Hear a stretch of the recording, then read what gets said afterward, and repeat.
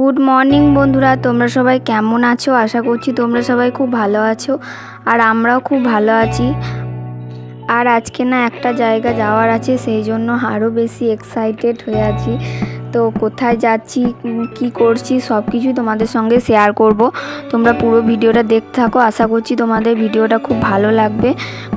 আর এখন আমি সকালবেলাতে বিছানাটা গুছিয়ে নিলাম। এখন না রাতে প্রচণ্ড মশা লাগে, তো সেই কারণে মশারি টাঙাতে হয়। আর মশারি টাঙাতে আমার এত লাগে, বিরক্ত লাগে কি বলবো, তাও মশার কামড়ের জন্য টাঙাতে হয়। আর এখন তো মনে করো মর্টিন বা যে সব জিনিসগুলো হয় মশা তাড়ানোর জন্য, সেগুলো তো ইউজ করা হয় না, তো সেই কারণের জন্য। আর এখন থেকে এত গরম পড়ে গিয়েছে কি বলবো, সারাদিন এত রোদ করছে, তারপরে এত গরম। দুপুরে তো থাকা যায় না উপরে, তারপর রাত্রে একটু ঠান্ডা পড়ে, সেই জন্য উপরে থাকা যায়। তো ভাবছি এখন আর উপরে থাকা যাবে না, এতটাই গরম কি বলবো। রাত্রেবেলায় তো থাকতেই পারা যায় না উপরে।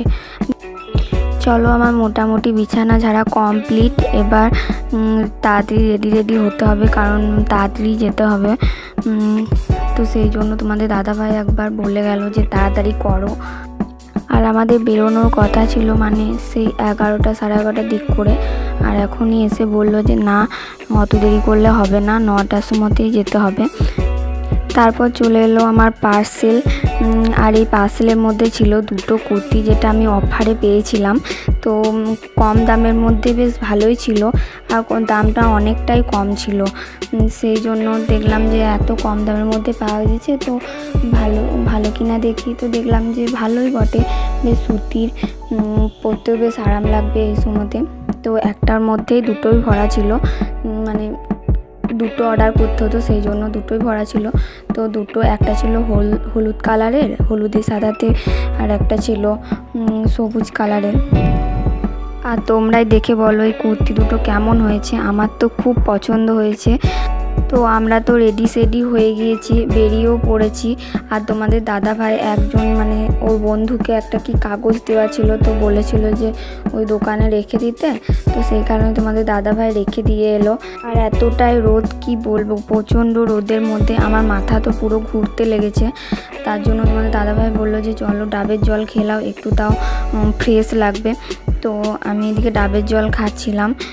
আর আমরা আজকে যাব রামপুরহাট। আর এই জায়গাটা কোথায় বলো তো? এই জায়গাটা হলো তারাপীঠ। আমাদের শ্বশুর বাড়ি থেকে রামপুরহাট যেতে গেলে তারাপীঠ পেরিয়েই যেতে হয়। তারাপীঠ, বিচন্দ্রপুর এগুলো পেরিয়েই যেতে হয়, কিন্তু মায়ের বাড়ি থেকে গেলে এগুলো পেরোতে হয় না। তো দুদিকে দুটো রাস্তা গিয়েছে, তো সেই কারণে। তো আমরা আমাদের গন্তব্যস্থলে পৌঁছে গিয়েছি। আর আমরা আজকে যাচ্ছি আরও একবার পুচু সোনাকে দেখতে, আল্ট্রাসাউন্ড করাতে। এর আগে আল্ট্রাসাউন্ড করিয়েছিলাম, তো বলেছিল যে আরও একবার চেক করে দেবে, তো সেই কারণে আসতে 2 সপ্তাহ পর।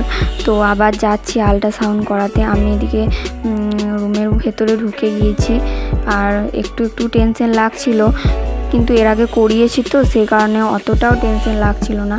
তারপরে এদিকে আমার বোন এসেছিল রামপুরহাট পড়তে, তো সেই কারণে ওর সঙ্গেও দেখা হয়ে গেল। তারপরে রিপোর্ট করে সব কিছু করে চলে এলাম ডাক্তার দেখাতে। এদিকে প্রথমে ওজন মাপা হলো, আর ওজনটা দেখলাম বেশ ঠিকঠাকই আছে। তারপরে আমাদের প্রেশার চেক করা হলো। আর এর আগে আমরা খাওয়া দাওয়া করেছিলাম, সেই ভিডিওটা নিতেই ভুলে গিয়েছি। খাওয়া দাওয়া করতে এতটাই ব্যস্ত হয়ে পড়েছিলাম, এতটাই খিদে পেয়ে গিয়েছিল, তো সেই ভিডিওটা করাই হয়নি। আর আমরা এদিকে দুজন মিলে বসে আছি, বোন আর আমি।